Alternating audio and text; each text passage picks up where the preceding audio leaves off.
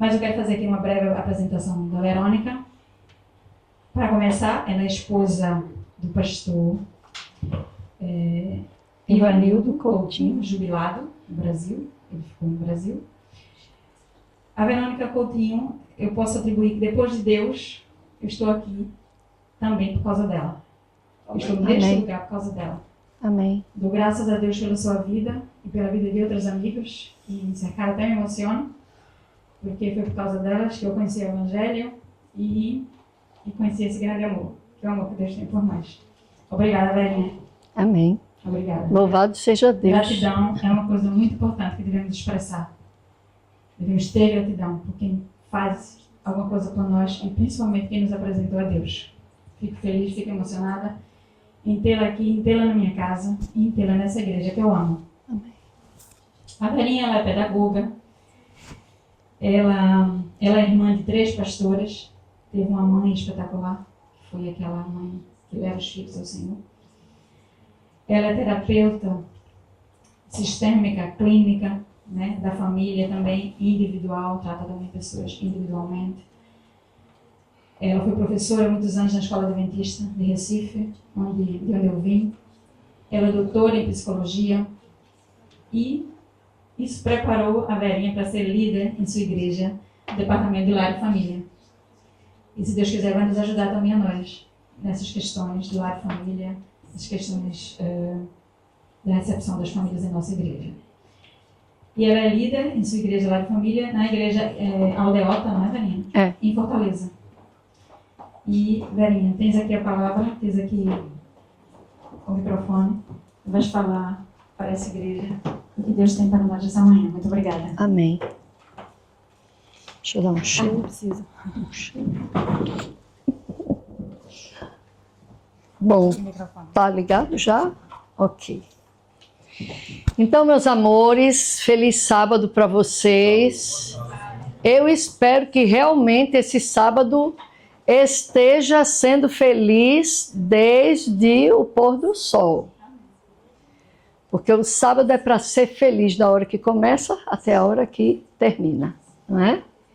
E quando o sábado é feliz, os dias são felizes. Mas se o sábado não é feliz, os dias se tornam tristes. Eu fiquei pensando, estava ali comentando com Graça, que nós estamos precisando ouvir sermões sobre família, sobre casamento, sobre pais e filhos. Então, eu vim para ver meu filho, que mora em Londres. Aproveitei e vim ver Graça, que é como uma filha para mim também, Emanuel, e o meu neto, né? E aí, vim vê-los, vim ver meu sobrinho também, mora aqui em Portugal. E depois vou a Londres. De Londres vou a Leiria, pregar em Leiria. E depois pregar em Londres. Mas vou falar só sobre família. Não quero falar sobre outro assunto. Porque a família teve início no Éden antes do pecado. Antes do pecado foi a primeira instituição que Deus criou. A família. Através do casal, homem e mulher. E logo depois disso, ele instituiu o sábado como dia de adoração. Então, esses 2 pontos que foram instituídos antes do pecado são sagrados. Sagrados. E o inimigo, né, das nossas almas, eles detestam, ele e seus anjos, tudo que Deus fez de bom. E dessa maneira eles tentam destruir, comandados por Satanás. Destruir a família e destruir o sábado. Né? Oi? 2 constituições. Isso. Ele quer acabar com o que Deus criou diretamente, saiu dele. A lei já existia desde o céu. Se não houvesse lei, Lúcifer não haveria pecado. Ele não teria pecado. Então a lei, ela é eterna, porque a lei representa o caráter de Deus. Então, desde lá, a lei existia. E Satanás transgrediu os 10. Principalmente os 4 primeiros, que é relativo à adoração. E nós temos, como família, também, se não nos vigiarmos, se não estivermos conscientes de quem somos e do que fazemos, transgredimos também a adoração. Porque o casamento foi instituído para adoração. Deus criou Adão e Eva. E ao criar Adão e Eva, não vou seguir o princípio da criação, mas Adão e Eva principalmente, né? Porque quando a gente vai casar, a gente prepara a nossa casa, né? Antes de casar, compra ou aluga e mobília e deixa toda pronta, né? E alguns que preparam de uma maneira especial o quarto em que vai iniciar a vida conjugal. Tudo muito bem preparado. E se a gente tem dinheiro, aí o negócio fica mais lindo ainda. Quando não se tem dinheiro, é na simplicidade que a gente encontra a beleza. Mas a casa está preparada, só falta o casal. Foi o que Deus fez na criação. Ele preparou primeiro a nossa casa, que é a casa mais linda que o universo já conheceu. Jardim do Éden. E a gente fica muito feliz porque a Nova Jerusalém, né, será mais linda do que era o Jardim do Éden.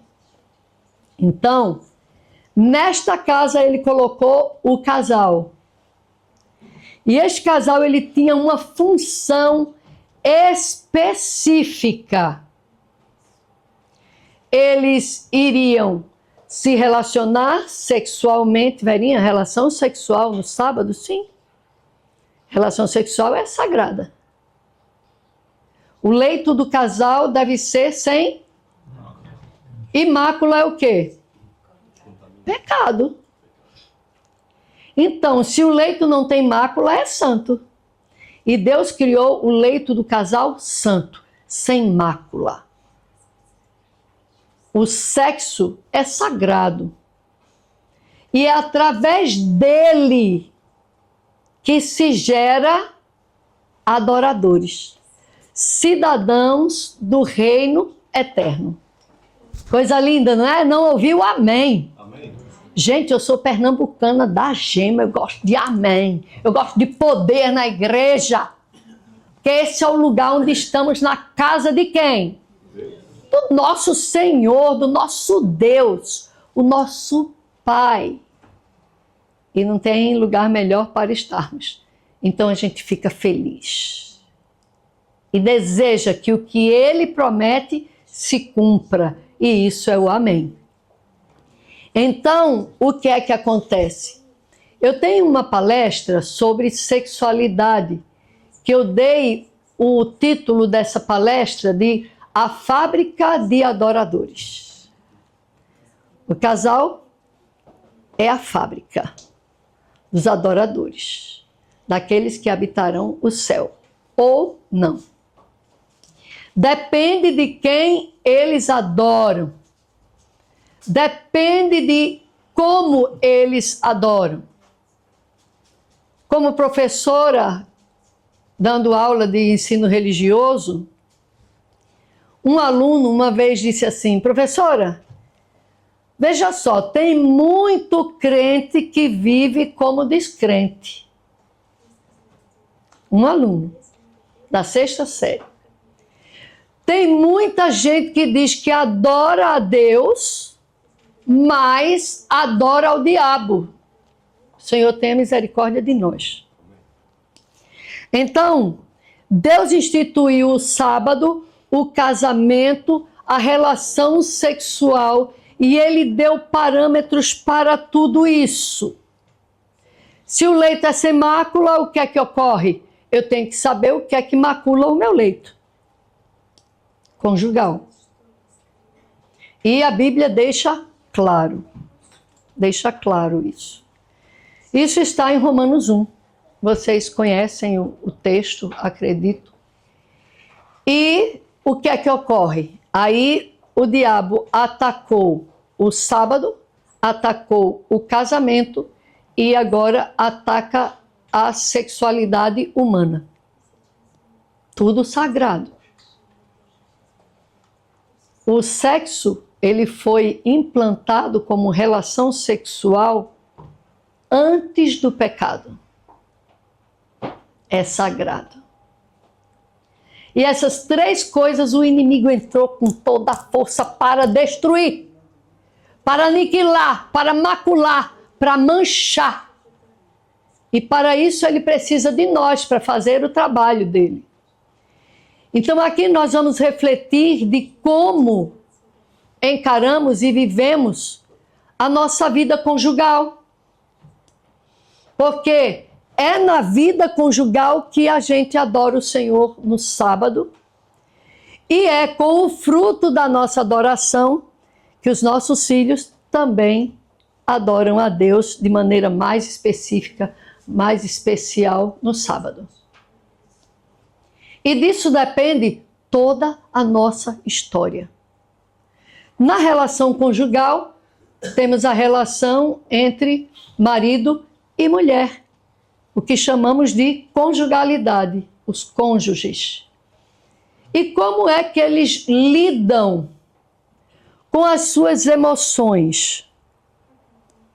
Porque dependendo de como eu lido com as minhas emoções, é que eu vou lidar com o meu cônjuge. Se eu não sei lidar com as minhas emoções, eu não vou saber lidar com o meu marido, com a minha esposa e muito menos com os meus filhos. Por quê? Porque o inimigo faz com que sejamos regidos por emoções. Tô com raiva, grito. Tô bem, falo bem, mansinho. Tô irada, ofendo. Tô bem, elogio. Não é assim?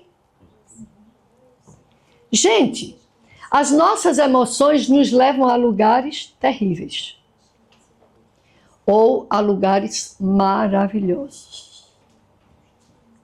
Como é bom ouvir a palavra de Deus. E eu tenho certeza que o mundo está precisando de mensagens sobre família, porque família é o princípio das coisas e vai ser o final também. As famílias irão subir para o encontro com Jesus nos ares.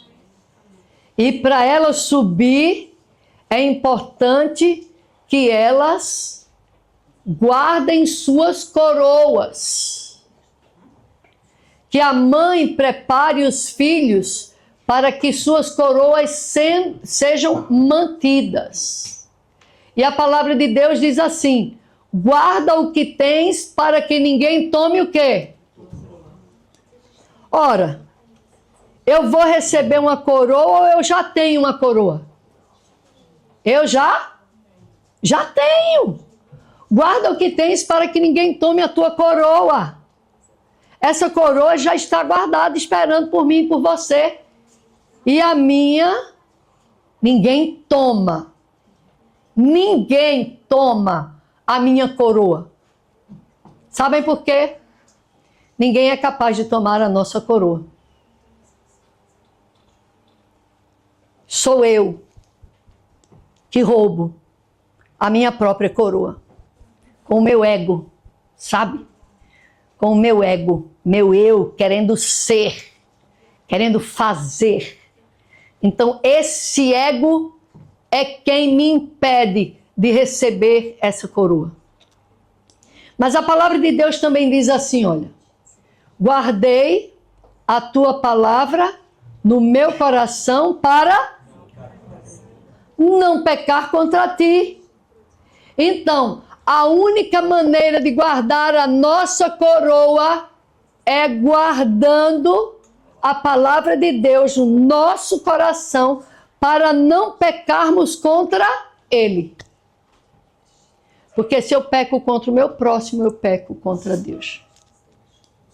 E isso indica que eu não ouvi a voz do Espírito Santo. E às vezes o meu ouvido está tão tapado que o Espírito Santo fala e eu não ouço. Porque já deixei de ouvir tanto que parece que não vou conseguir ouvir mais. Eu estava na escola em Campina Grande e um rapaz chegou na escola angustiado, chorando e me procurando para conversar comigo. Pedi para ele esperar o intervalo e subi a nave da igreja, a escola era no térreo.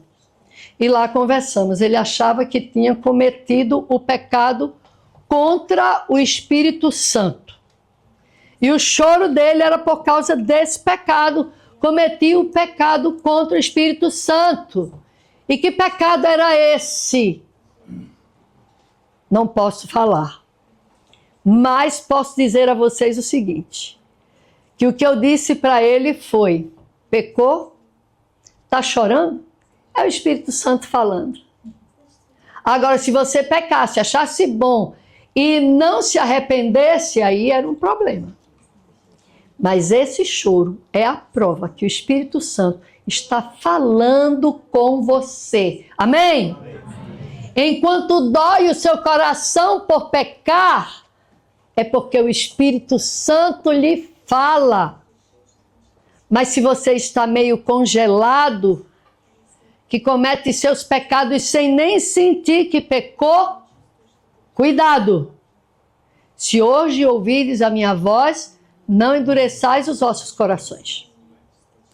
Estudando a lição desse trimestre, eu preparei um sermão depois de estudar a lição, porque eu digo, o que é isso?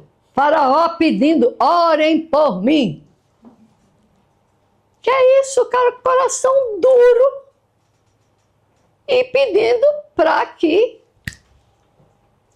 Moisés e Arão orassem por ele. Peraí, eu quero estudar sobre isso. Fui para o comentário bíblico, fui para Ellen White, fui para os versículos bíblicos e fui. E eu digo, não, eu tenho que pregar sobre isso. E aí o tema, o faraó que existe dentro de nós. Coração duro. Casamento é premiado com corações duros. A mulher tem um coração duro, o marido tem um coração duro. Por quê? Porque o que está antes do coração duro é o meu eu. O meu eu é responsável por tudo. A isso a psicologia chama de autorresponsabilidade. A Bíblia, ela está escrita de capa a capa sobre autorresponsabilidade. E o que é autorresponsabilidade? Em primeiro lugar, é saber que eu não vou salvar ninguém. Eu posso dar estudos bíblicos, eu posso fazer o que quiser, mas eu não vou salvar ninguém. Eu sou apenas a carta escrita com tinta. Aliás, não com tinta, mas com o sangue de Cristo. Eu só sou a carta. E onde eu passar, você tem que ler em mim quem eu adoro, se eu amo, se eu não amo, o que foi que ele escreveu para você através de mim. E eu lancei um desafio na nossa igreja, pelo Departamento de Lar e Família. Hoje à tarde vocês vão ver esse desafio que eu lancei. Uma camisa com uma logo, uma família com Deus vence tudo. Porque tudo começa na família. Então não importa o que vocês estejam vivendo, se é um terror ou é um céu, não importa. Porque de repente o céu vira terror e o terror vira céu. Mas vai depender de quem? Não, depende do meu marido. Não, depende dele. Ele não me faz feliz? Olha, doutora, olha, Verinha, olha, Verônica, depende de como vocês queiram me chamar. Meu marido me chama de tanta coisa. Ela não sabia dizer o nome do meu marido, porque o apelido do meu marido, apelido, aqui diz apelido. O apelido do meu marido é Binho. O povo chama ele de Pastor Binho. E eu, Verinha. Mas o fato é que nós achamos que o ser humano tem que ser perfeito e que aceite os meus defeitos. Tão lindos nós somos, né? Tão lindos. Todo mundo perfeito, aceitando os meus defeitos, porque eu não aceito defeito de ninguém. Só que não é por aí. O que o Senhor quer é que nós sejamos imitadores seus, como esposa, como marido e como filhos. Está escrito: sede imitadores de Deus. Sede meus imitadores, como eu sou de Cristo. Sede imitadores de Deus como filhos amados. O Isaac precisa imitar o pai para que a vida dele seja uma vida abençoada e próspera. Ele precisa parecer com o pai. Mas se o pai não for lá essas coisas, ele vai imitar o pai não sendo lá essas coisas. Mas se esse pai que não é lá essas coisas, essa mãe que não é lá essas coisas, tiver alguém ali, o que é que está escrito? Que a mulher santa santifica o marido. E o marido santo santifica a mulher. O meu pai, ele era terrível. Mulherengo. Mulherengo, eles entendem? Mulherengo. E assim, ele tinha muitas mulheres.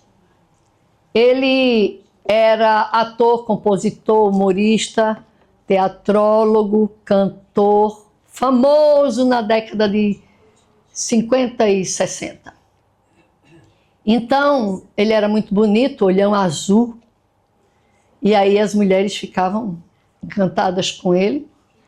Ele era espírita. E ele era agressivo e violento. Ele nos denegria com palavras e com espancamentos. Não só a nós, mas a mamãe também. Mamãe chegou a perder uma filha de 7 meses no ventre por causa de um chute na barriga. Bom, e foi dessa família que eu nasci. Mas, para que nós possamos entender todo o processo, como nós vimos, né? A palavra de Deus, ela fala a nós. Vamos abrir aqui em Gênesis, no capítulo 1 e no verso 2.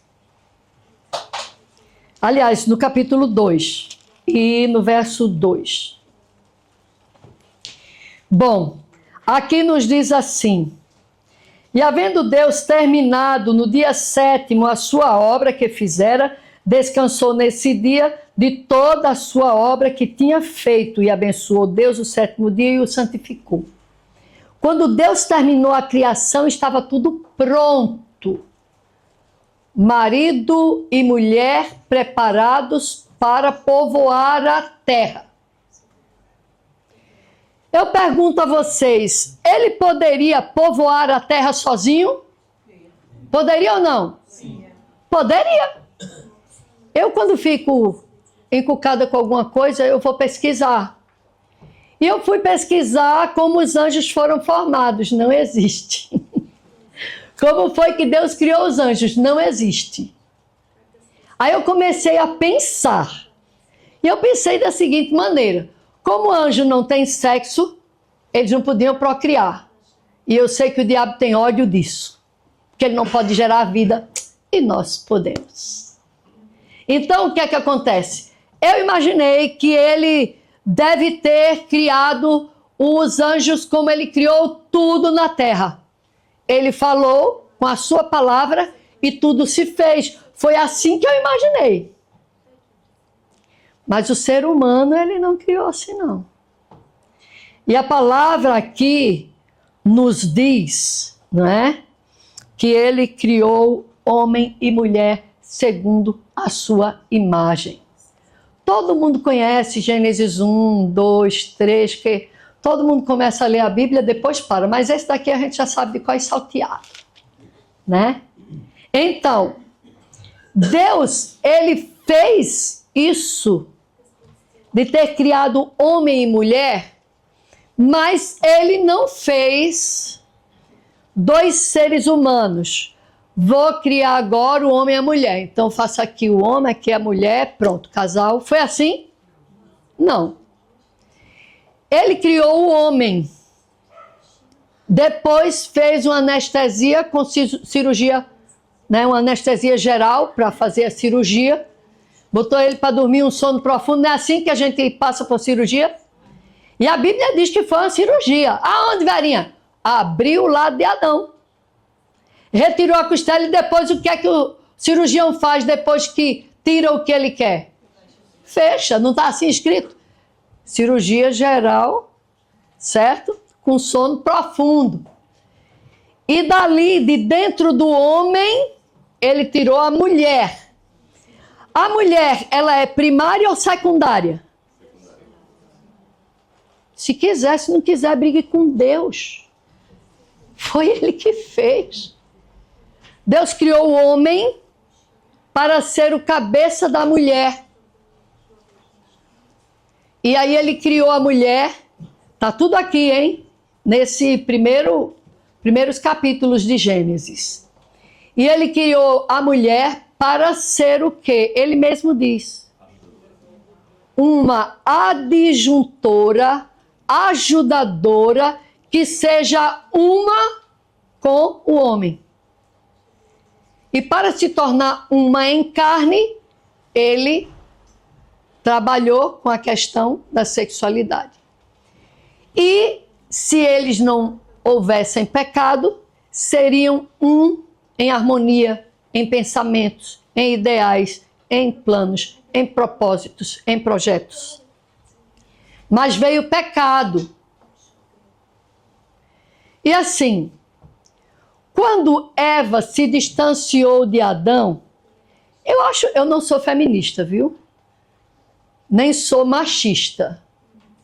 Eu sou do partido do meu Criador. Mais nada.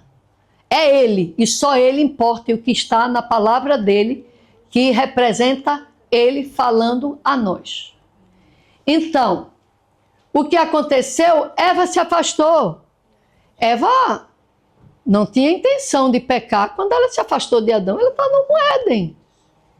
Agora, algumas pessoas dizem, Eva se afastou de Adão, tá certo, sim. E Adão estava onde? Que não viu a sua mulher indo para o perigo. Ele poderia ter tido uma ação, não é? O marido, ele é o protetor. Ele é quem cuida, quem protege, é quem ampara. Na etiqueta com relação a homens e mulheres, diz que se um homem casado vai com a sua esposa no ônibus, ela senta na janela e ele senta no corredor. Para quê? Protegê-la. Se ela estiver em pé, ele a abraça para protegê-la. Se vai andando na calçada, a mulher não vai na ponta da calçada perto do meio-fio, não. Chama meio-fio aqui? Né? Não vai ali no fim da calçada. Ela vai na parte interna da calçada e o marido na parte externa protegendo a mulher. Então, Deus, ele determinou assim. Adão e Eva se afastaram por negligência dos dois. E pecaram por negligência dos dois. Mas, infelizmente, quem comeu do fruto foi Eva e Adão amou mais a Eva do que a Deus. Eva foi o seu ídolo. Não posso viver sem a minha mulher. Entendeu? E Deus não quer que vocês amem suas mulheres como Adão amou a Eva naquele momento. Tem umas pessoas que chegam para mim e dizem: Verinha, eu quero casar, mas eu só quero casar com um homem que ame mais a Deus do que a mim. Amém? Será que nós pensamos sobre isso? Será? Porque se esse homem amar mais a Deus do que a sua mulher, ela vai ser uma mulher muito bem amada, cuidada, protegida, privilegiada. Mas será que essa mulher que está pedindo a Deus que envie um marido que ame mais a Deus do que a ela, está também sendo a mulher que ama mais a Deus do que o seu próprio marido? Porque se tiver esse casamento, será quase perfeito. Porque perfeito não existe, né? Só em Cristo. Em Cristo somos perfeitos. Sem Ele não existe perfeição. E o que nos torna perfeitos é o sangue de Cristo, a graça e a misericórdia, que nos lava a cada pecado que cometemos. Se confessarmos e tivermos ardentemente no coração a dor pelo pecado. Então, já entendemos que Deus criou os seres humanos diferentes dos anjos. Nos deu o privilégio de povoar a terra. E eu digo que somos coparticipantes na criação. Não como deuses, mas a partir do fôlego que Ele nos deu. Geramos os adoradores. Deus, quando criou Adão, Ele tinha construído o homem de barro. E esse homem de barro não tinha vida. E Ele soprou. E quando Ele soprou, encheu o homem de vida. Encheu o homem dele próprio, do próprio Deus, porque Ele é vida. Nós temos vida dada por Deus, mas Deus é vida. E Ele encheu o homem de vida. E quando Ele tirou a costela de Adão, esse fôlego passou para a mulher através de Adão por meio da sua costela. E passa para os nossos filhos através da união entre marido e mulher. Bom, fomos criados à imagem e semelhança de Deus. E eu pergunto a você, primeiro cabeça, você que é cabeça da sua família, tem sido a imagem e semelhança do seu Criador? Isso é para refletir. Tem sido? A imagem e semelhança do seu Criador? Não, Verinha, eu peco. Não estou falando disso. Estou falando de pecar menos que o mundo. Porque o ímpio, ele peca constantemente. O cristão deve pecar por acidente. Eita, pequei. E agora? Né? Aí, pecou, pede perdão, se renova. Mas, meninos, será que vocês têm sido o esposo segundo o coração de Deus? Tem sido um marido como Deus espera que vocês sejam? Agora vamos para a disjuntora ajudadora. Como esposas, vocês se sentem imitadoras de Deus como filhas amadas? Porque se vocês brigam por qualquer coisa, não estão imitando. E se vocês negligenciam a vida da sua esposa, não estão adorando. Não estão sendo como Deus determinou que fôssemos. Quando nós pensamos nisso, nesse processo de papéis, os papéis foram invertidos. Eu tenho uma amiga, a Graça conhece, somos um grupo de 8 amigas. E entre nós, só casada, só uma não tinha filhos, né? A Dea. E Dea disse, Verinha, a gente precisa orar, eu quero ter um filho, Verinha. O que é que eu faço? O que é que eu faço? Ore, ore, ore, ore, mas não acontecia. Ela tinha um problema e ela teve que tratar esse problema e perdia os bebês. E aí nós decidimos, no período da pandemia, fazer uma vigília em prol do nascimento do filho dela. Mas na vigília a gente trabalhou isso que eu estou trabalhando aqui com vocês. E o que é que acontece? Para ela ter um filho, ela teria que ser mãe. Ela não podia apenas ter um filho. Muita gente aí tem filhos. Mas ser mãe é cumprir a ordem de Deus. Ser a primeira professora do seu filho, educá-lo para um reino eterno, prepará-lo para enfrentar o maligno, deixar que ele sofra com os probleminhas dele, deixa chorar, deixa sofrer, porque isso vai ajudar eles na vida adulta a encarar as dificuldades da vida como coisas que o Senhor é capaz de resolver. E aí, não se corta, não tem ideação suicida, serve ao Senhor, ama ao Senhor. Vamos abrir nossas Bíblias em Deuteronômio. Deuteronômio. E vamos ler o texto que está em Deuteronômio 6:4. Vejam o que diz aqui a respeito das mães. Que papel é esse? Esse papel, ele é prioritário da mãe. Vejam, na criação, o prioritário, né, foi o marido que iniciou. No casamento, é a mulher quem educa o filho, é a esposa. O marido é coadjuvante nesse trabalho, mas o papel do coadjuvante é importantíssimo.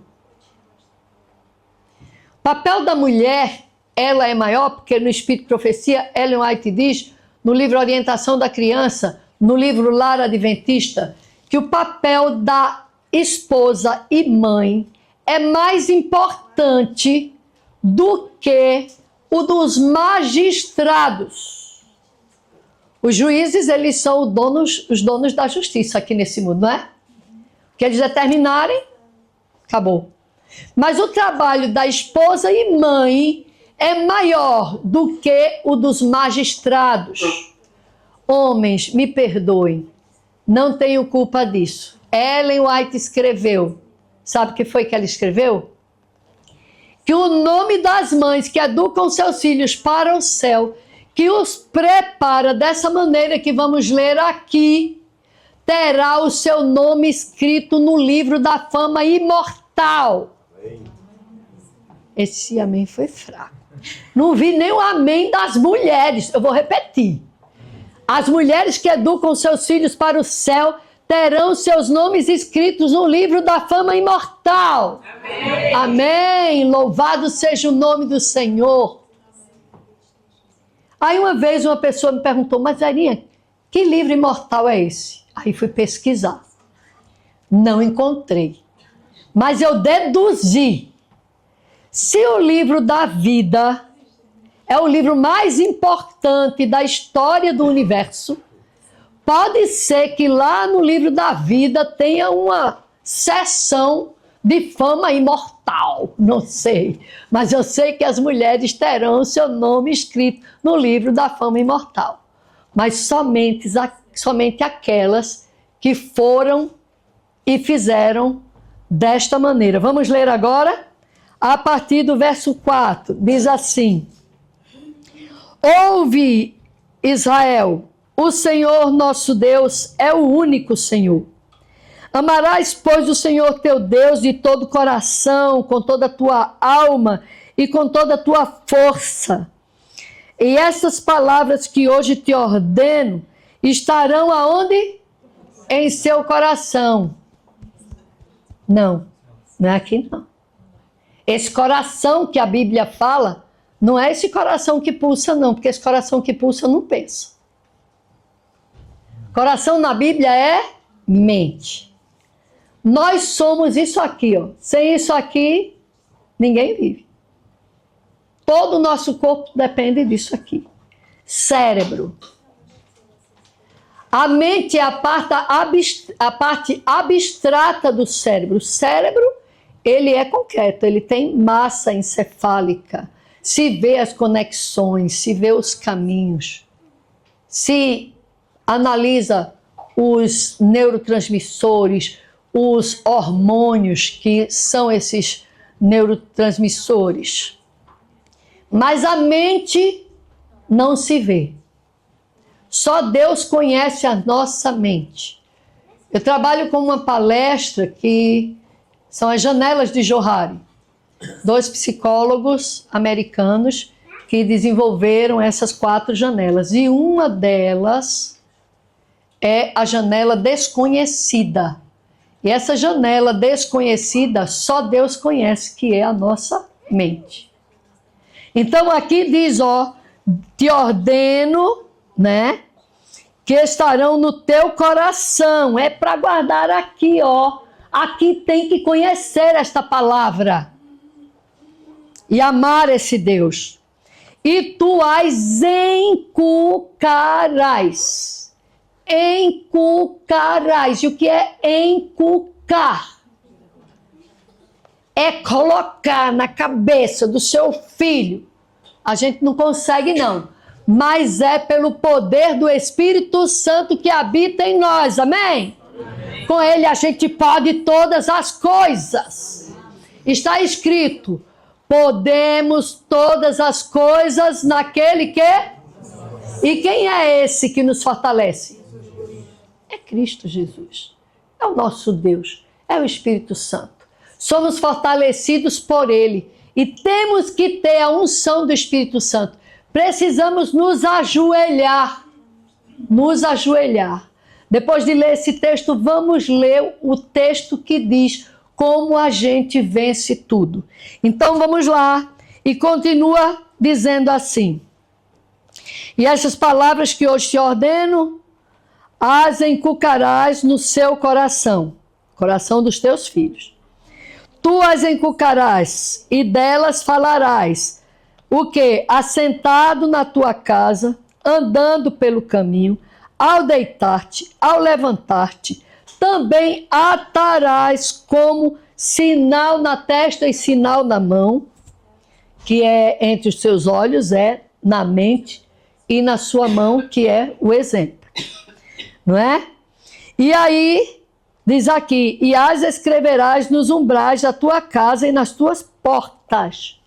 Então, eu tenho que primeiro colocar isso na mente dos meus filhos, certo? Inculcando como? Como sinal entre os meus olhos é o quê? Adoração, é com a mente que a gente adora. E também com o nosso trabalho de educar, com a ação, com o exemplo. É assim que eu educo adoradores para estar no reino do céu. Mas não para aí. Diz que os umbrais da minha porta devem estar marcados com sangue. O sangue do Cordeiro de Deus que tira o pecado do mundo. Na sua casa, o portal da sua casa, que fica para fora, tem sangue nos umbrais dela. Se tiver sangue, é salvação para a família. Se não tiver sangue no umbral, estão todos perdidos. E o sangue no umbral da porta é adoração ao verdadeiro Deus, ao nosso Salvador. Então, como é que eu sei se tem sangue no umbral da minha porta? Se as pessoas me reconhecem como cristãos, como adoradores. Nós somos a carta, nós somos o bom perfume de Cristo. Onde a gente passa, vai aquele cheiro bom de Cristo em nós. E vocês já viram pessoas que dizem que perfume Nossa, que delícia, não é? Que perfume é esse, Gra, que tu usa? Aí você diz, é Cristo Jesus. Uma vez na faculdade, se eu fosse contar para vocês meu testemunho, eu virava à noite, eu teria prazer de ficar com vocês até amanhecer o dia, todo mundo de jejum e bebendo e comendo da palavra, não é? E do pão da vida. Da água da vida e do pão da vida. Mas o meu testemunho na faculdade foi tudo providenciado por Deus, guiado por Ele. E uma pessoa chegou para mim, Verinha, eu queria ser como você é. Você apresenta os trabalhos, você não tem problema, você faz programações aqui, eu sou muito tímida. Eu não consigo. O que é que você tem para ser assim? Eu disse, quer saber mesmo? Quero. É Cristo. É Ele que habita em mim. É o Espírito Santo que toma a minha frente e faz tudo o que eu faço. Eu apenas agradeço e digo, louvado seja o teu nome, Pai. Não tem pregador bom. Não existe pregador bom. Aquele pregador é maravilhoso, é extraordinário, não é nada, não. Ele é somente usado pelo Espírito Santo de Deus. É Deus que precisa ser louvado. É Deus que precisa ser engrandecido. E eu fico meio incomodada quando uma pessoa chega e diz, irmã, parabéns. Eu digo, louvado seja Deus. Porque um dia eu vi uma experiência de um pastor que ele disse que uma pessoa cumprimentou ele dando os parabéns. Aí ele disse, o diabo já me disse isso. Que é para ele se gloriar, né? Então não quero isso para mim. Que não haja glória, louvor. Quem ouviu o sermão e gostou tem a ver com gostar da palavra de Deus. Não estou dizendo nada que não está escrito.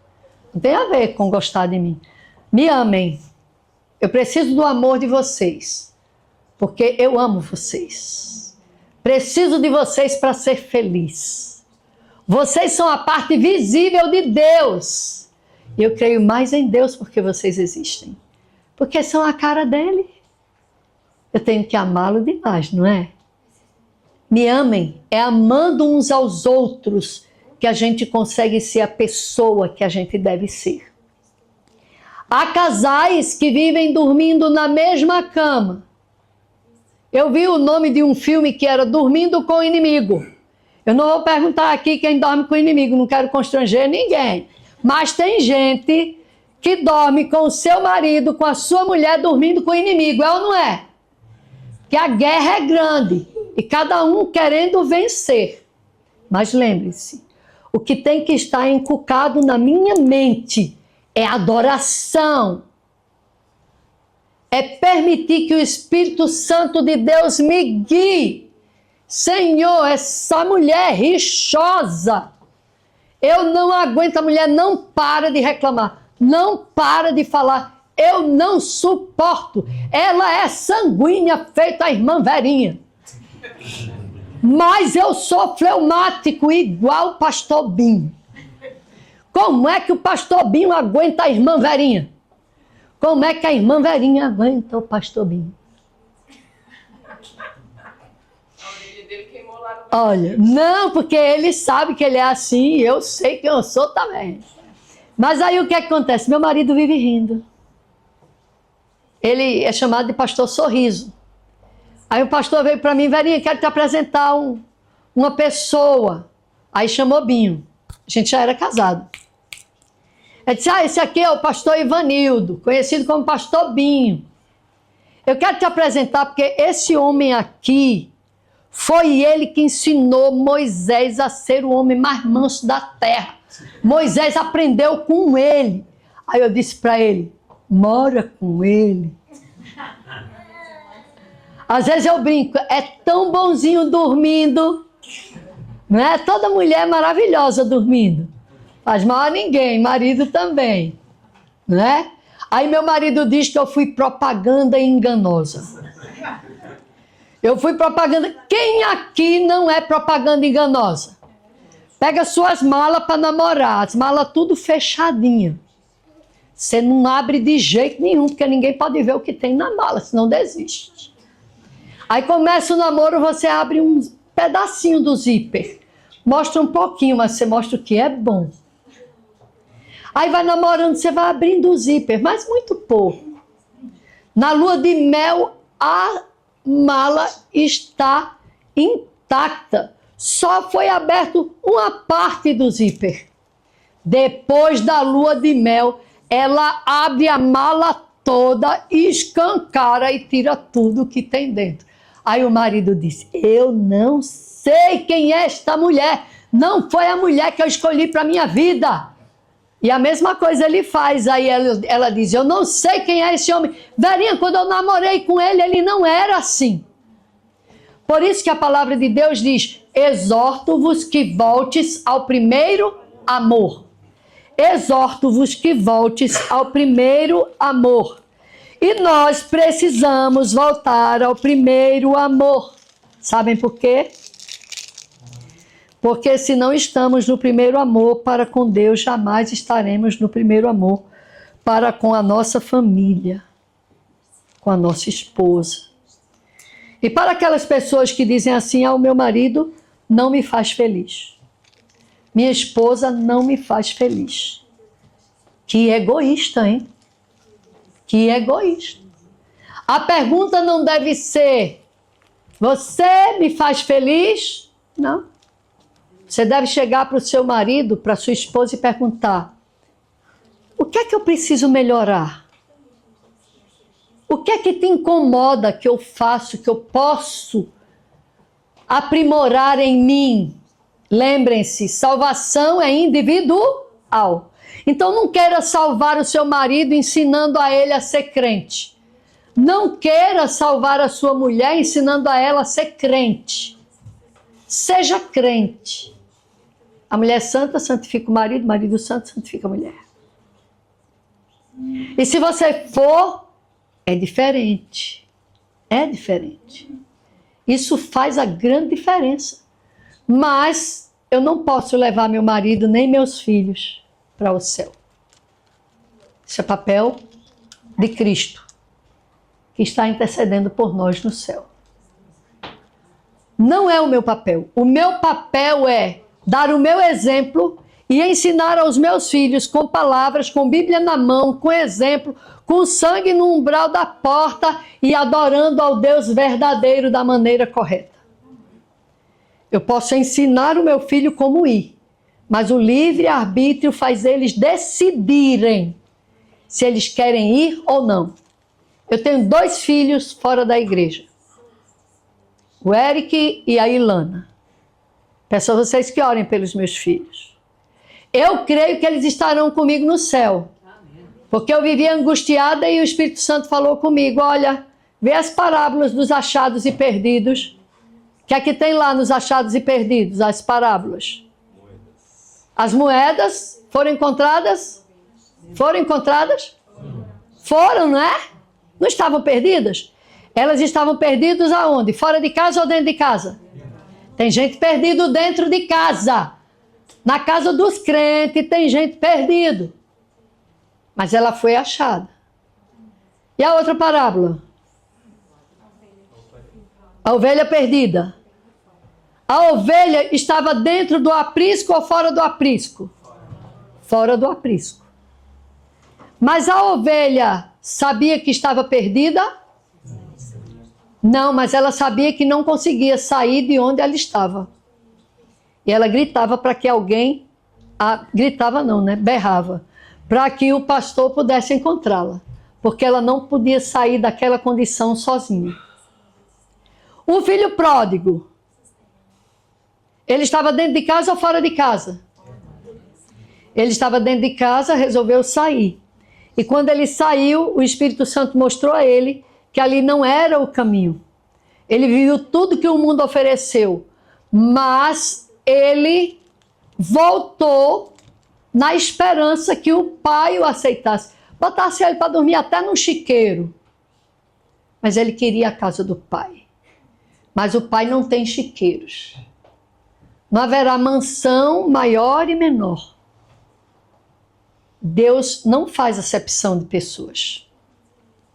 E aí o filho pródigo voltou, e quando voltou, o pai o abraçou, correu, abraçou, quebrou todas as regras. Aí só pregando sobre o filho pródigo, não dá para eu dizer agora.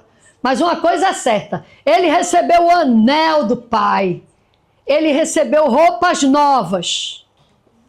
Nós vamos ter um nome novo, escrito numa pedrinha branca, e vamos ter roupa nova. Porque aí a justiça de Cristo vai estar verdadeiramente imputada em nós para sempre. E aquelas vestes jamais serão retiradas. Então a minha esperança é o quê? O pródigo voltou, a ovelha foi encontrada, que nem sabia que estava perdida, mas clamou por socorro, porque ela não sabia como sair dali. E a dracma, que não sabia nem que existia, nem que estava perdida, que não tinha nada a ver com nada da história, também foi encontrada. E sempre que um perdido é encontrado, há festa no céu. A palavra de Deus diz que o que é que acontece no céu quando um pecador se arrepende? É festa. É festa, é celebração. É alegria, é felicidade. É desejo realizado, é pedido cumprido. E eu creio que os meus e os seus que estão afastados voltarão. Amém. Os meus filhos estarão no céu. Eu deixei de trabalhar e estudar 19 anos. E eu disse a Deus, Senhor, quando minha filha caçula fizer 10 anos, eu quero voltar a estudar e trabalhar. Então, eu converso assim com o Papai do Céu na minha intimidade. Publicamente não, mas na intimidade é o meu paizinho querido. Senhor, desenrola para mim, paizinho. Desenrola, desenrola, diz aqui. Desenrola para mim. Por quê? Porque eu quero estudar e trabalhar. Quando Ilana tiver 10 anos, eu quero estudar e trabalhar. Eu já tinha feito magistério. E já ensinava na escola desde solteira. Parei porque me casei e queria fazer o que Deus me pediu. Cuidar da minha casa, do meu maridão, para ele sair cheiroso, arrumado, passado, lindo e maravilhoso. Quando as meninas olharem para ele, eu digo, desculpa aí, é meu, o Senhor que me deu. Fazer o quê, né? O Senhor que me deu. E aí eu cuidei do meu marido. E depois tive meus filhos. E cuidei dos meus filhos. 19 anos. No dia 23 de maio, minha filha fez 10 anos. E quando ela fez 10 anos, eu disse, Senhor, já vinha dizendo, Ilana vai fazer 10 anos. Paizinho, por favor, ela vai fazer 10 anos. Eu quero voltar a trabalhar e estudar, me ajuda, me ajuda. E aí, antes de terminar o mês, faltava o quê? Uma semana, 23 de maio. Antes de terminar o mês de maio, eu recebi um telefonema me convidando para ensinar na escola adventista, mesma escola que meus filhos estudavam. Amém? E eu fui. Só que eu não tinha curso superior. Aí eles queriam ou estudando, fazendo curso superior, ou formado já. E eu não tinha nenhuma das duas coisas. Mas eu disse à diretora, olha, esse ano eu vou voltar a estudar. Estou voltando a trabalhar e vou voltar a estudar. Vai voltar mesmo? Vou. Então, o trabalho é seu. Trabalhei na escola adventista 21 anos. Só saí da escola porque meu marido foi transferido para Fortaleza. Mas não parou por aí. Antes de terminar o mês, eu já estava empregada. E já estava inscrita no vestibular para pedagogia. Mas eu tinha depressão, pânico, ansiedade e nictofobia, que é medo da noite. Eu tinha 4 transtornos. E eu vivia tendo crises. E no dia de saber o resultado do vestibular, quando eu fui fazer vestibular, na frente tinha um pessoal conversando, e eu sou muito tímida, já perceberam, né? Eu sou tímida. Aí, ali eu gosto de gente, eu amo gente. Aí estava ali conversando com o pessoal e alguém disse, mas você, 19 anos sem estudar, não está nervosa não? Não estou nervosa não, porque eu não estudei, eu vou ficar nervosa porque eu não sei de nada mesmo. Então, eu vou fazer e eu estou na mão do Senhor.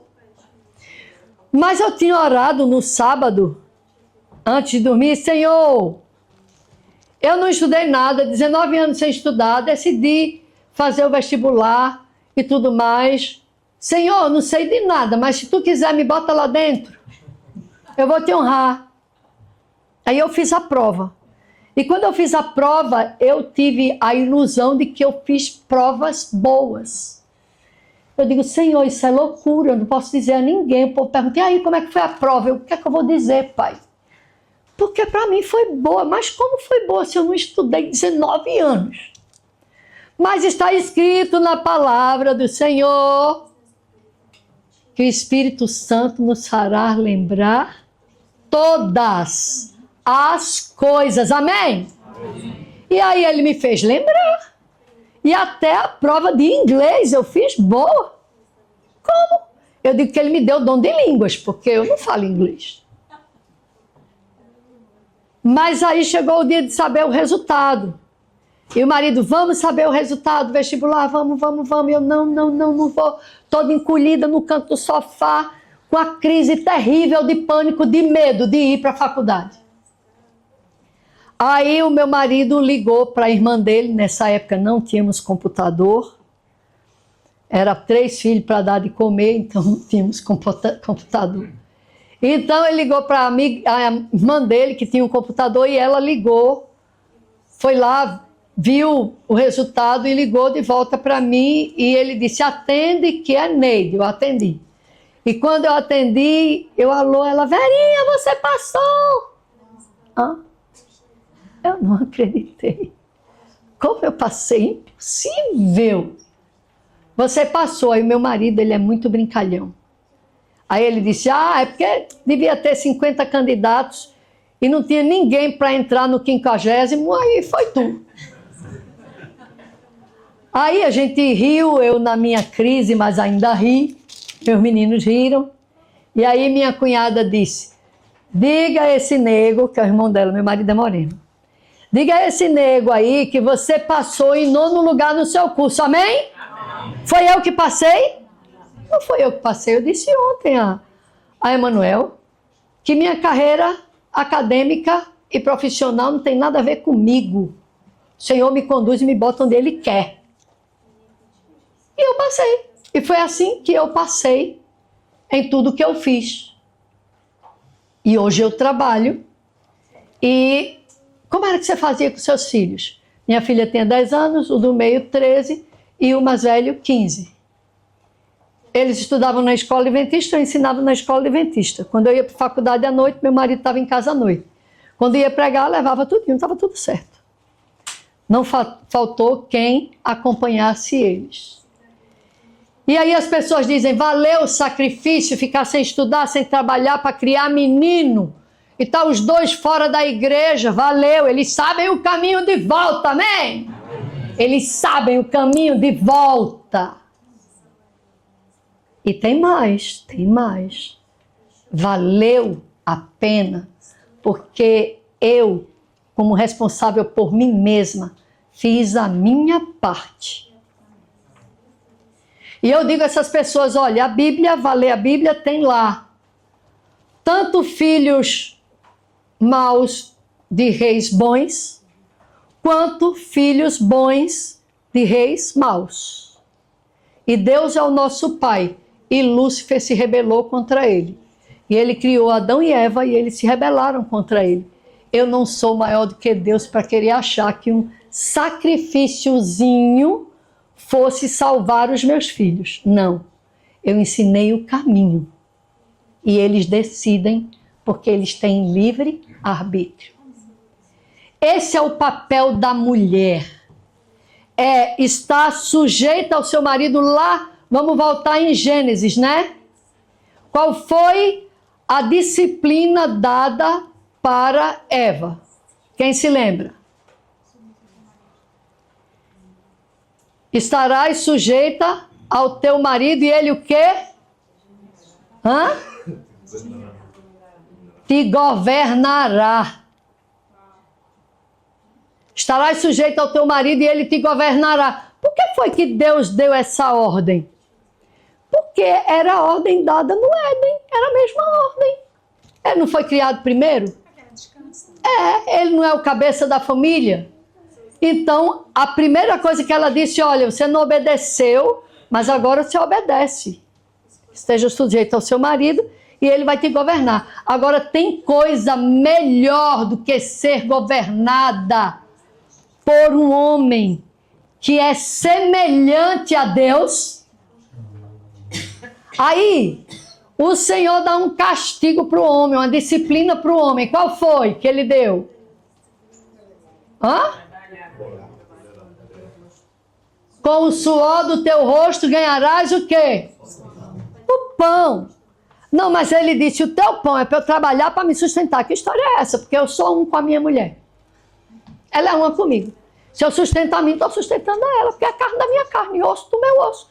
Como poderia eu fazer mal à minha própria carne, entendem?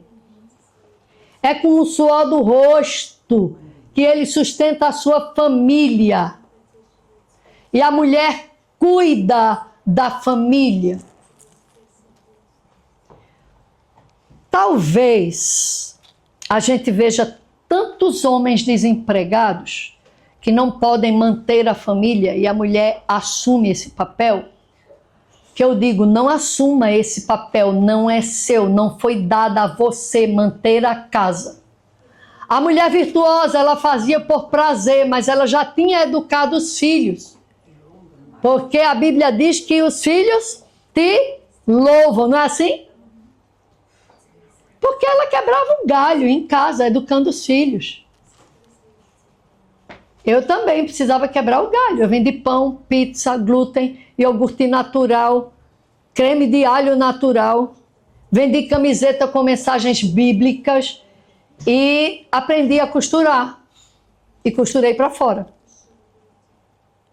Então, Deus, ele determinou que nós fôssemos a mulher e eles fossem os maridos. A mulher tem o seu marido como seu Cristo. E o homem tem a sua mulher como a sua igreja. Vocês já viram Jesus falando à sua igreja com grosseria? Porque cometeu um erro? Como é que ele diz? Filhinhos, filhinhos, filhinhos comigo. 63 anos. Filhinha? Filhinhos, essas coisas eu vos escrevo para que não pequeis. Se todavia você pecar, tem um advogado, Jesus Cristo justo. Ele não diz, você pecou, está perdida, ou você busca, ou você não entra no céu. É assim? Por que é que você está fazendo isso aqui? Por que é que você é isso? Por que é que é aquilo? Não.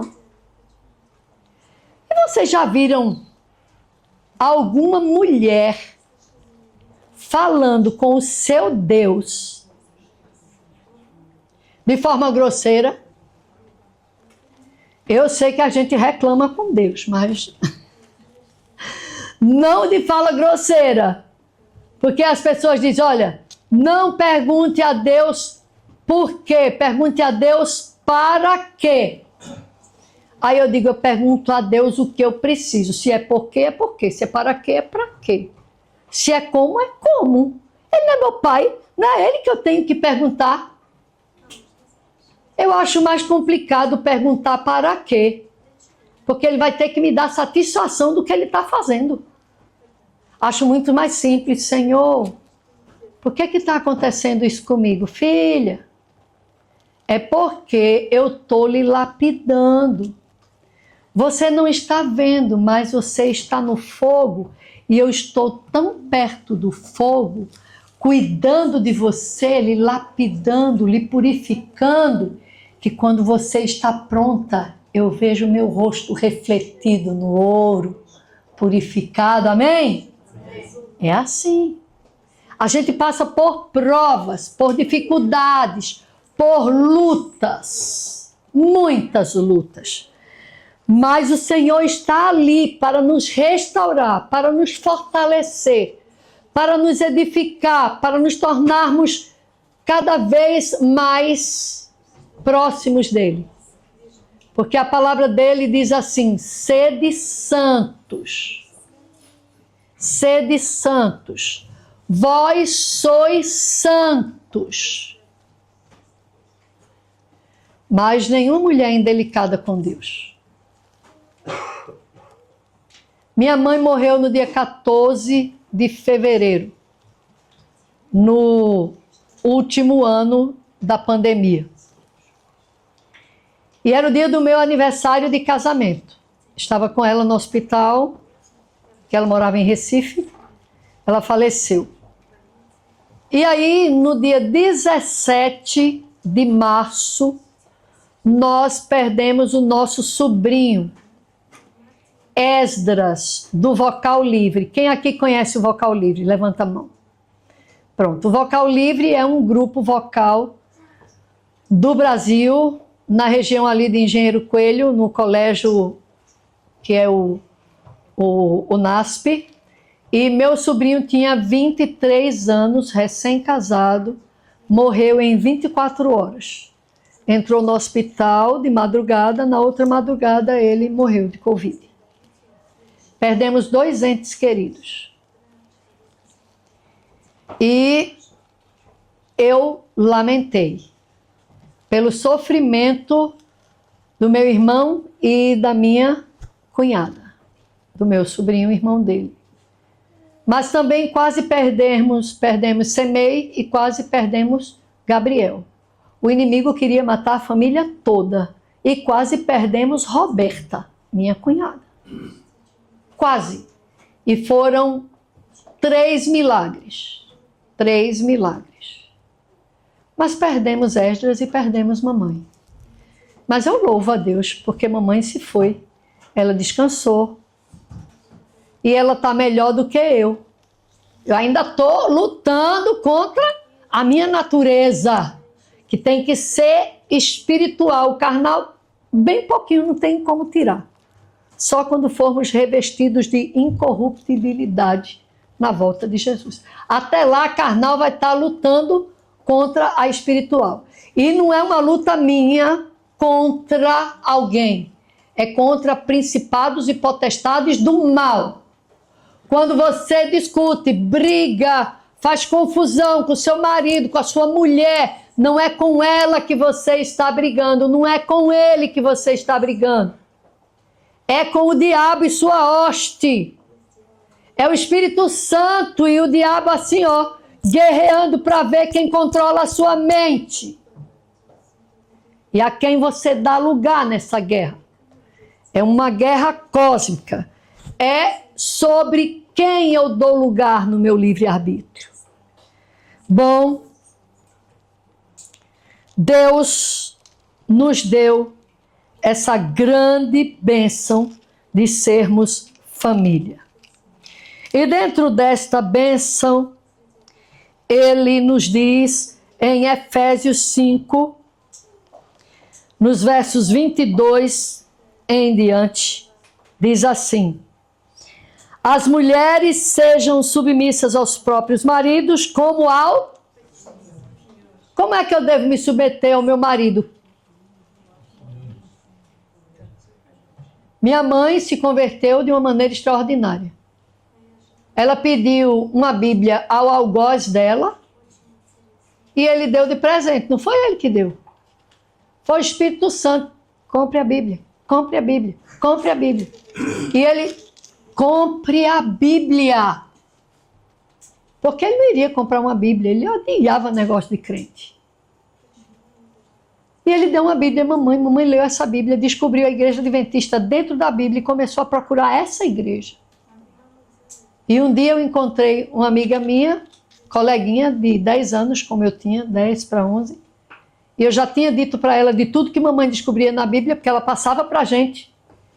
E eu passei para minha colega, e a minha colega disse, tem uma igreja, que eu acho que a minha professora é dessa igreja, porque ela guarda o sábado, como tua mãe está querendo. E eu fui na casa da professora. Achei a professora, marquei para ir para a igreja. Mas toda vez que a gente ia, o Espírito Santo falava com o papai para ele sumir de casa, e o inimigo dizia, fica aí que a tua mulher vai sair para a igreja. Aí a gente não saía, não ia. Aí essa pessoa pensou que era brincadeira de criança, e aí disse a mamãe, a mim para dizer à mamãe, que lesse aquele livro que ela estava me dando, porque lá tinha tudo que a igreja adventista crê, que era o grande conflito. Está escrito na palavra, e vendo as tuas palavras, logo as comi. Mamãe comeu a Bíblia. Comeu o grande conflito. Disse, essa é a igreja. Marcamos e fomos. Entramos na igreja adventista, parecia que todo mundo ali era anjo. Era um semblante tão lindo, uma coisa fora do comum. E ficamos lá, estamos até hoje, tenho 50 anos de adventista. E daqui a pouco eu digo como terminou essa história. Estou terminando. O meu chefe ali disse que até 12, 15, tenho 10 ainda. Bom, então o que é que acontece? As mulheres sejam submissas como ao Senhor. Minha mãe foi submissa ao Senhor, porque meu pai não queria que a gente fosse para a igreja, a gente ia. E quando voltava, apanhava. E ele ia para a igreja e fazia escândalo na igreja. Na igreja. Bateu em nós no meio da rua, voltando da igreja. Uma vez foi eu a premiada, de ser espancada no meio da rua. E outra vez foi a minha irmã, que também foi espancada no meio da rua, voltando da igreja. Mas mamãe fazia tudo, dizimava, ofertava, fazia tudo o que o Senhor pedia. Mas não obedecia a Baal. Não obedecia de jeito nenhum a Nabal. Não obedecia. Ela obedecia a Deus. E o Senhor cuidou dela e cuidou de nós. Mulheres, é como ao Senhor. Se o teu marido tem razão, ouve. Ele é o teu Cristo. Ele é o teu Cristo. Ouve, porque tu é ovelha. E a ovelha conhece a voz do seu pastor. Se Cristo está nele, ele é a voz de Cristo para você. E se o que ele diz está correto, faz. Se não está, com amor. Diz, amor, meu bem, né? Olha, vem cá, vem aqui na Bíblia comigo. Olha o que é que está escrito. Olha o que é que está escrito. E o que está escrito é que a maior prioridade do marido é a esposa. Nada, nada, nada deve ser prioridade para o marido que não seja a esposa. Porque se for a esposa, é porque para ele a prioridade já foi Deus. É Deus, meu marido, meus filhos. Deus, minha esposa, meus filhos. O marido é prioridade, não é o seu bebê, não. Que você bota na cama entre os dois. A psicologia é clara que o filho dorme no seu quarto, na sua cama, no seu bercinho. A prioridade do homem é a sua mulher, a prioridade da mulher é o seu marido. Depois vem os filhos. Depois não vem a igreja, viu, gente? Porque a igreja já é a prioridade que é Deus. Depois é o trabalho. Depois do trabalho são os amigos. Depois dos amigos, aí entra aquilo que você deseja fazer que está de acordo com a vontade de Deus. Que é o cuidado do corpo, essa coisa toda. Se alguém precisa de mim, eu preciso servir. Quando diz mulheres, estáis submissa, tem temor, é respeito. Precisamos respeitar. Porque os nossos maridos são os nossos Cristos. E nós somos a sua igreja. E Deus não destrata a sua igreja. Não humilha a sua igreja. Não espanca a sua igreja. Não critica a sua igreja. Ele ensina a sua igreja. E ensinar é diferente de tudo isso. E essas palavras que hoje te ordeno, as inculcarás. Mas vou inculcar como? Através do meu exemplo. Através do meu exemplo. É que eu prego a palavra do Senhor. E dentro desse contexto que nós acabamos de ler, porque o marido é o cabeça da mulher. Como isso aqui é extraordinário, viu, gente? Quando eu descobri isso, eu me encantei, eu entendi porque o meu marido é o meu cabeça. E eu gosto que ele seja cabeça. Eu gosto. É mais fácil para a gente, é mais prático, nos protege. Porque o marido é o cabeça da mulher, como também Cristo é o cabeça da igreja, sendo este mesmo o Salvador do mundo. Deus é o cabeça de Cristo, Cristo é o cabeça da igreja, o homem é o cabeça da mulher. Alguma dúvida? Se houver alguma dúvida, fale com Deus, porque está escrito. E eu quero encerrar dizendo para vocês que a minha mãe, ela viveu com meu pai 54 anos. Depois que ela se converteu, ela orou por papai por 20 anos. E o meu pai passou por uma provação muito grande que lapidou ele. Ele era cardíaco, podia morrer a qualquer momento. E ele foi lapidado. E essa lapidação fez meu pai se converter. Amém? Amém. Ele se converteu e sabe o que é que acontece? Quem batizou meu pai foi meu irmão, pastor Gondim. Minha mãe, tão cristã, tão poderosa no Senhor, que ela tem 7 filhos, todos adventistas, noras, genros, netos e bisnetos. Nós somos mais de 60 adventistas na família. E pela graça de Deus, a minha mãe deixou esse legado. E eu convido você a deixar esse legado para os seus filhos, genros, noras, netos, bisnetos. Já tivemos 8 pastores na família. Os 3 filhos, eu, esposa de pastor, e mais 3 sobrinhos e sobrinha casada com pastor. 8 na nossa família. Fruto do trabalho de mamãe. E o meu irmão que batizou papai, ele morreu e ressuscitou. Ressuscitou. Tem o diagnóstico lá, o laudo médico, que ele morreu e ressuscitou. Ele teve uma hemorragia interna, tomou todo tipo de sangue, passou o dia inteiro na sala de cirurgia, e o médico, quando uma médica entrou para saber dele, ele disse: "Você fecha, perdemos o pastor." E ela costurou meu irmão como se ele estivesse vivo, porque nem cicatriz ele tem, ele foi aberto tudo aqui. E tomando todo tipo de sangue, porque não tinha sangue que chegasse, ele sobreviveu.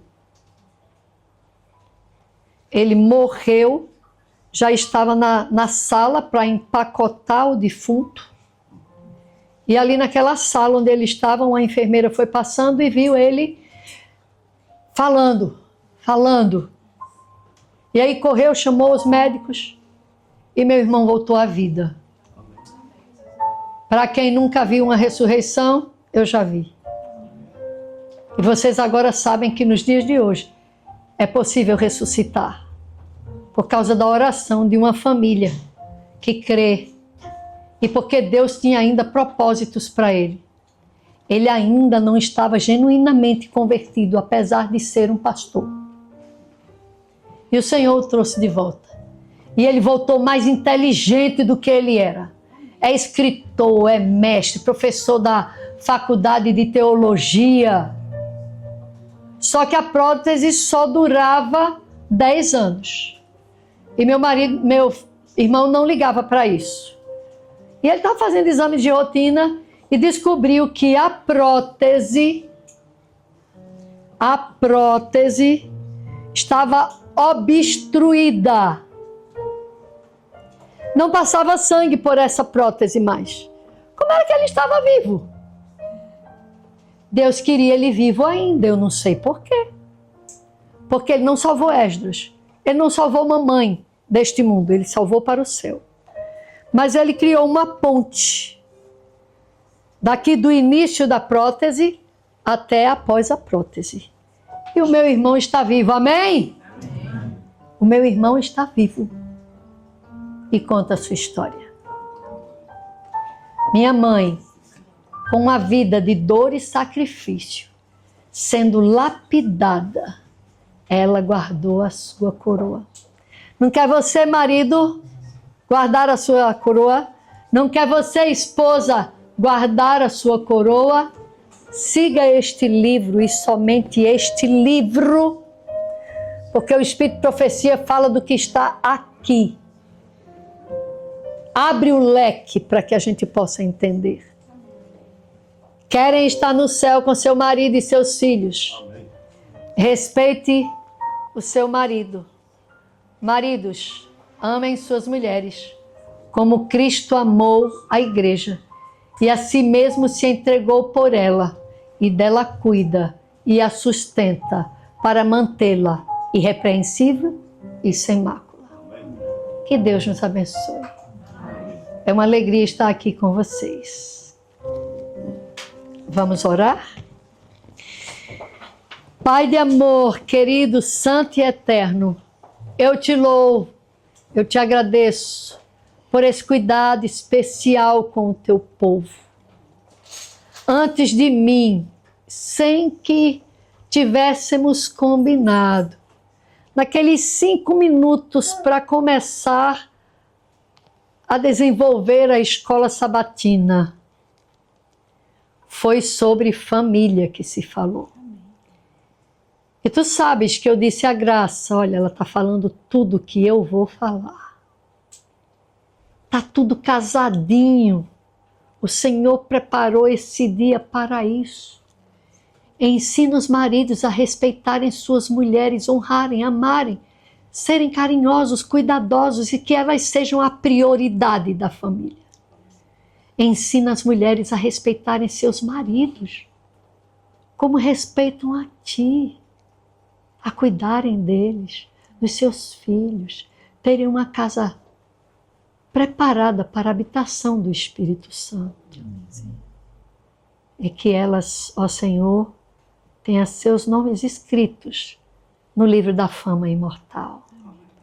Tem misericórdia de nós e dá-nos a tua paz. Por Jesus. Amém.